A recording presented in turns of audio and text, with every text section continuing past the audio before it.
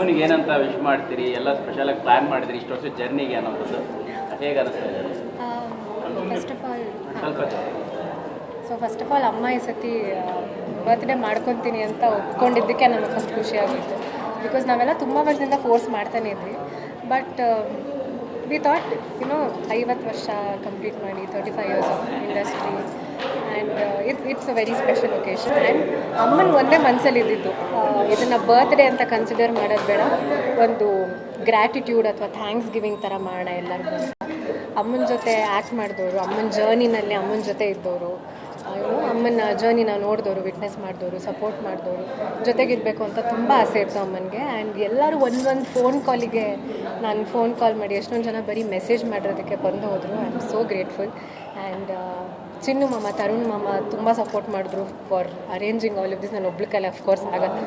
So ತುಂಬ ಜನ support ಮಾಡಿದ್ರು, ನನ್ನ friends, family. She is happy. ಅಮ್ಮನಿಗೆ ಇರಬೇಕಾಗಿತ್ತು. So yeah happy. ಯಾವ ಸಿನಿಮಾ ನಿಮಗೆ ತುಂಬ ಇಷ್ಟ ಅಷ್ಟೇ ಪಾತ್ರ ಇಷ್ಟ, ಜೊತೆಗೆ ನೀವು ಇಂಡಸ್ಟ್ರಿಗೆ ಬರೋದ್ರ ಬಗ್ಗೆ ಪ್ಲ್ಯಾನ್ಸ್ ಇದೆ?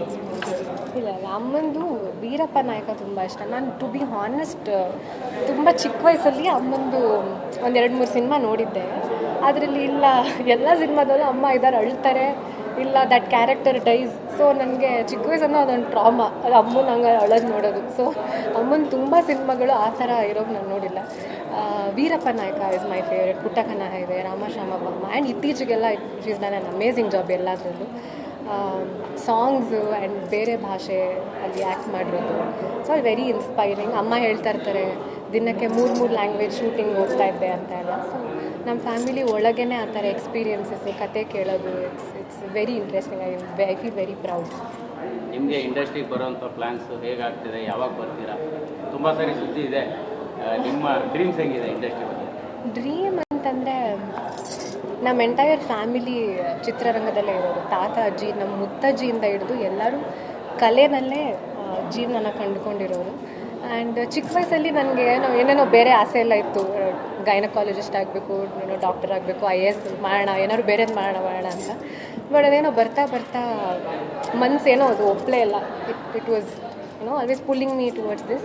ಆ್ಯಂಡ್ ಒನ್ ಡೇ ಅಮ್ಮನಿಗೆ ಹೇಳಿದೆ, 3 ಇಯರ್ಸ್ ಆಗೋ, ಇಲ್ಲ ನಾನು ಆ್ಯಕ್ಟಿಂಗೇ ಮಾಡಬೇಕು ಅಂತ. ನಮ್ಮಮ್ಮ ಆಲ್ ಆಫ್ ಅ ಸಡನ್ ಅಂತಂದರು.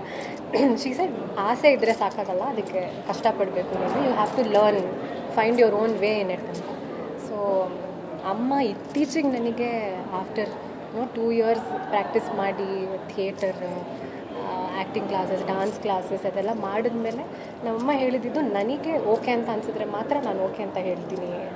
ಬಿಕಾಸ್ ನಿನಗೆ ಆ ಅವಕಾಶದ ಬೆಲೆ ನಮಗೆ ಗೊತ್ತಿರಬೇಕು ಅಂತ ಎಲ್ಲ. ಬಿಕಾಸ್ ಅಮ್ಮನ ಮಗಳು ಅನ್ನೋ ಕಾರಣಕ್ಕೆ ಒಂದು ಫಸ್ಟ್ ಫ್ರೇಮ್ ತನಕ ಶ್ರುತೀಸ್ ಡಾಟರ್ ಅನ್ನೋದು ಇರ್ಬೋದಷ್ಟೇ. ಬಟ್ ಅದಾದಮೇಲೆ it's about what I show on screen. ಅಲ್ಲಿ if I prove myself only I will sustain ಅನ್ನೋದು ನನ್ನ ಅಮ್ಮ ತುಂಬ ಚೆನ್ನಾಗಿ ಫೀಡ್ ಮಾಡಿದ್ದಾರೆ. So and I am working for it. Anyways decision ತಗೊಳ್ಳೋದೆಲ್ಲ ಇವರೇ.